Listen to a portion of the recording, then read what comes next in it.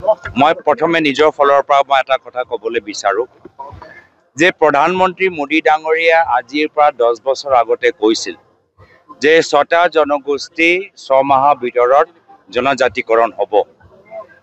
10 বছৰ পাৰ হৈ গ'ল, প্ৰধানমন্ত্ৰী নিমাত আৰু মুখ্যমন্ত্ৰী নিমাত। ৰাইজ এতিয়া উত্তেজিত হৈছে। তিনিচুকীয়াত হাজাৰ হাজাৰ মৰাণ জনগোষ্ঠীৰ ল'ৰা ছোৱালীবোৰ ওলাই আহিছে, মটক জনগোষ্ঠী ওলাই আহিছে। গোলকগঞ্জত আমাৰ কোচ ৰাজবংশীসকল ওলাই আহিছে। এই সময়ত চৰকাৰে তেওঁলোকৰ লগত বহিব লাগিছে, তেওঁলোকক বুজাব লাগিছে যে কিয় তেওঁলোকে 10টা বছৰ কেন্দ্ৰত আৰু ৰাজ্যত থকা স্বত্বেও তেওঁলোকে জনজাতিকৰণ কৰিব নোৱাৰিলে, কিয় বিফল হ'ল, কিয় মিছা কথা ক'লে, কিয় মিছা কথা কৰিলে। কিন্তু ৰাইজক নিজৰ মুখখন দেখুৱাতকৈ, ৰাইজৰ লগত আলোচনা কৰাতকৈ আজি তেওঁলোকে বিশেষকৈ হিমন্ত বিশ্ব শৰ্মা ডাঙৰীয়া অসম আৰক্ষীক পঠাই যিদৰে নিম্ৰভাৱে বৰ্বৰভাৱে কোচ ৰাজবংশী যুৱক যুৱতীসকলক মাৰিছে, তেওঁলোকৰ তেজ ওলাইছে, আমি তীব্ৰ ভাষাৰে আমি গৰিহণা দিছোঁ। আজি প্ৰধানমন্ত্ৰী মোদী ডাঙৰীয়াক আমি সুধিবলৈ বিচাৰিছোঁ, 6টা জনগোষ্ঠী জনজাতিকৰণ এই দাবী বা প্ৰতিশ্ৰুতি আপোনালোকৰ এটা জুমলা আছিলে নেকি? যদি জুমলা আছিল তেতিয়া স্পষ্টভাৱে অহা 13 তাৰিখে কৈ দিয়ক যে জুমলা আছিল। যদি জুমলা নহয়, সঁচা এটা প্ৰতিশ্ৰুতি, তেতিয়া কওক, তাৰিখ দিয়ক যে কেতিয়া হ'বগৈ। আজি সমাজৰ প্ৰত্যেক বৰ্গক তেওঁলোকে প্ৰতাৰণা কৰিছে। আজি অসমৰ বঙালী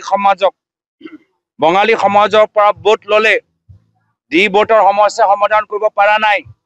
আৰু এতিয়া বিজেপি চৰকাৰে কি কয় যে নিজকে বাংলাদেশী চাৰ্টিফিকেট দিলে আপোনালোকৰ সমস্যাবোৰ সমাধান হ'ব। কিয় আমাৰ অসমৰ বঙালী মানুহ আজি ইমান দিন বিজেপিক তেওঁলোকে যোৱা নিৰ্বাচনত ভোট দিলে, এই ভোটৰ বিনিময়ত এতিয়া কি পালে যে নিজকে বাংলাদেশী প্ৰমাণ দিব লাগিব। আটাইতকৈ লজ্জাজনক কথা, আমি এইখিনিও কথা আমি গৰিহণা দিছোঁ। মুখ্যমন্ত্ৰী মহোদয়ক মই বিচাৰোঁ যে তেওঁ কোচ ৰাজবংশীসকলৰ মৰাণ, চুতীয়া, আমাৰ আদিবাসী, আহোম, মটক সকলোকে মাতি আনি আজি তেওঁলোকৰ চৰকাৰে যিদৰে অৱহেলনা কৰিছে তাৰ বাবে 6টা জনগোষ্ঠীৰ প্ৰতিনিধিসকলৰ পৰা আলোচনা কৰক আৰু বিশেষকৈ গোলকগঞ্জৰ যি ঘটনা ঘটিলে তাৰ বাবে ক্ষমা বিচাৰক। SIT কথাটো মই ক'লোৱে যে ফ্লপ, এতিয়া ফ্লপ মুখ্যমন্ত্ৰীৰ পৰা ফ্লপে ওলাব, কথাবোৰে ওলাব। তেওঁ মাত্ৰ এইটো বিষয়ত ফ্লপ নহয়, আৰু কিমান বিষয়ত তেওঁ ফ্লপ হৈছে। ফ্লপ মুখ্যমন্ত্ৰীয়ে কৈছিল যে মই ভাৰতৰ 5টা শীৰ্ষ ৰাজ্যৰ ভিতৰত অসমখন মই দেখিবলৈ বিচাৰোঁ। এতিয়া 10 বছৰ মোদী চৰকাৰ হৈ গ'ল, 10 বছৰ বিজেপি চৰকাৰ হৈ গ'ল। শিক্ষা আৰু চিকিৎসা যি 2টা বিভাগৰ দায়িত্ব এটা সময়ত হিমন্ত বিশ্ব শৰ্মা ডাঙৰীয়াৰ ওচৰত আছিলে, আজি সেই 2টা বিভাগতো ফ্লপ। তলৰ পৰা 5টা ৰাজ্যৰ তালিকাৰ ভিতৰত অসমৰ নাম। মানুহক কৈছিলে মাটি পট্টা দিব, আৰু দেখা পালোঁ যে বিজেপিয়ে এতিয়া নিজৰ পৰিবাৰৰ নামত চাৰিওফালে মাটি লৈছে, ল'ৰা নামত কোম্পানী খুলিছে।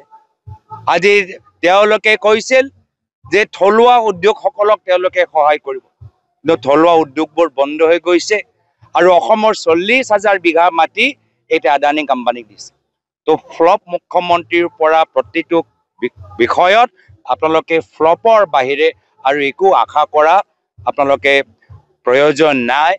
তেওঁ এজন মুখ্যমন্ত্ৰীৰ কথাৰ কোনো মূল্য তেওঁলোকে ৰাখিব পৰা নাই, মুখ্যমন্ত্ৰীৰ চকী গাম্ভীৰ্য তেওঁলোকে ৰাখিব পৰা নাই। আৰু সেইকাৰণে আজি ৰাইজে বিকল্প বিচাৰিছে ৰাজনৈতিক ক্ষেত্ৰত, আৰু সেইকাৰণে বহুতে আজি তাৰিখত কংগ্ৰেছ দলটোক যোগদান কৰিছে।